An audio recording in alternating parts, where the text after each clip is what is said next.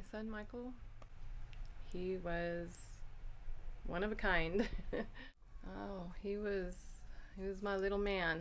He was my firstborn. So, and I was a single mom from the time they were like 3, 4, and 5 years old. Um, he wasn't afraid to say things that would embarrass you in front of people. I called him my shock and awe, but he was just I don't know. He was just a neat kid. My name is Mike Miles. This is my horse Renegade. I'm on the red team, number 29. We're gonna kick butt today, that's for sure. I got to spend Easter with him. It was on the 29th of March. That was the last day I spent with him, so it was 9 days before he passed away. But we got to really talk about things that we hadn't been able to talk about. It was almost like it was in God's plans. He took me to lunch, and then I took him home, and that was the last time I saw him.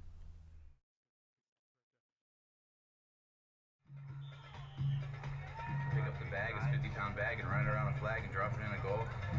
Meanwhile, you got the other team trying to take the bag from you and stuff. April 1st, my daughter called me and she told me, "Mom, you need to get to the hospital. Michael had an accident." And we got there, and it seemed like it took forever to be able to go in there and see him. And then I saw his roommate, and she told me that she asked him to go jogging. On the way out, he grabbed a skateboard. Just randomly, he took off on the skateboard.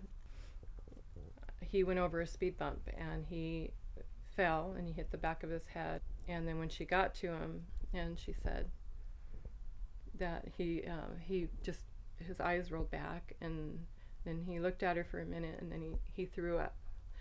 And then she knew it was serious, so she called 911. After the fact, you feel like you were in a movie or something, like it's not really happening to you. It's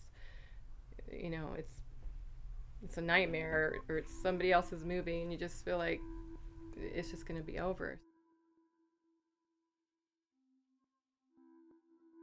A lot of his friends started coming, and I was the one taking them in to see him, and they were all saying goodbye, and I can tell you the whole time that until they pronounced him brain dead, that I thought God was going to heal him.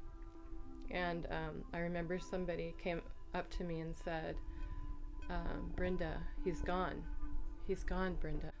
He was a donor, so but he saved 5 people's lives when we all said goodbye to him.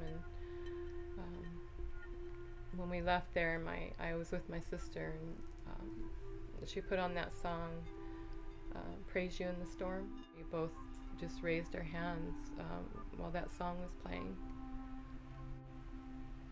After his funeral on April 12th, 2008, the first year and a half, 2 years was very, very tough for me. But I know he was always there, and really good things happened to me. And about 2 years after, I met my wonderful husband at work, and it's like God placed certain people in my life, and certain things happened that I know that it was God. If you could say anything to someone who may have lost a loved one, lost a son, or going through a difficult time, Mm-hmm. what kind of takeaways can you share? I would say to be gentle on yourself, because I know for me, I felt like everybody else wanted me to get over it quickly, and I struggled with that. And that's the thing is that I would tell people is, people are just trying to help. They're trying to help. They don't realize if they've never lost a child, they don't know what to say. It's uncomfortable. But I think the thing I would tell them is to really be gentle on themselves, and just let the grieving happen naturally. You're just trying to hold on to part of that, your child that is gone, and you're just trying to hold on. And I would say not to give up on God, not to stop going to church, to lean on Him. You have to. You just have to. I always knew God was always there for me. So that's what I would say.